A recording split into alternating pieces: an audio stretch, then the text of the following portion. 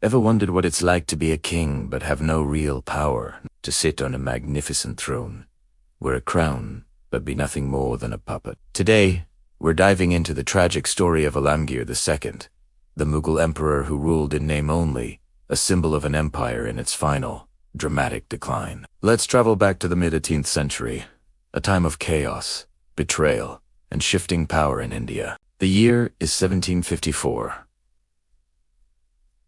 The once mighty Mughal Empire is a shadow of its former self. After the chaotic reign of Ahmad Shah Bahadur, a new emperor is placed on the throne of Delhi. His name, ALAMGIR, who takes the royal title Alamgir II.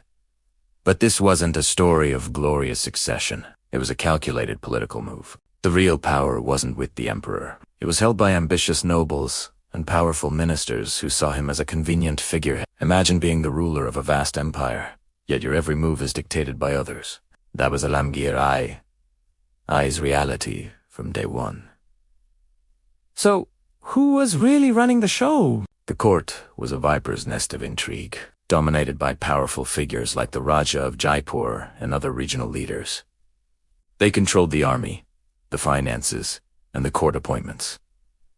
Alamgir II was effectively a prisoner in his own palace. He wanted to bring peace and justice, to restore some dignity to the Mughal name, but his hands were tied. He had the title, but not the authority to enforce his will. It's like being the captain of a ship, but someone else is steering it straight into a storm. While Alamgir II sat on the throne in Delhi, the empire was fracturing all around him. The provinces, which were once loyal and sent vast revenues to the capital, were now acting like independent kingdoms. They barely acknowledged the emperor's existence. The Marathas were expanding their influence across northern India. The Sikhs were carving out their own territory in Punjab, and other regional powers were rising. The Mughal Empire, which once stretched from Afghanistan to Bengal, was shrinking, and the emperor was powerless to stop it. He couldn't raise an army.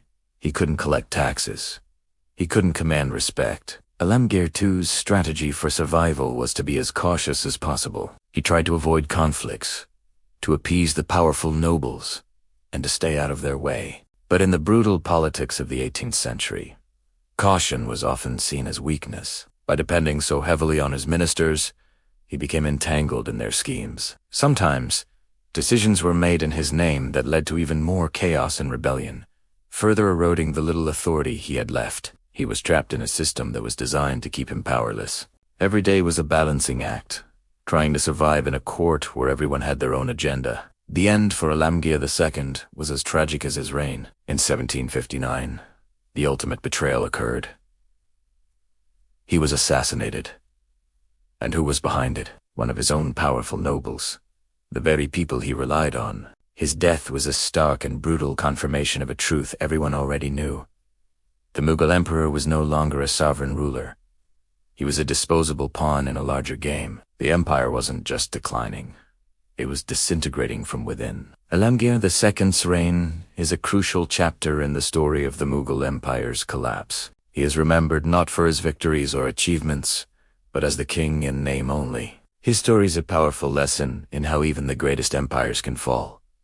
Not always from outside invasion, but from internal decay. When the center can no longer hold and power slips into the hands of others. It marked the point of no return, where the Mughal throne became just a symbol, waiting for the final curtain to fall. The tale of Alamgir II is a fascinating and somber look at the end of an era. It shows us that a crown and a title mean nothing without real authority.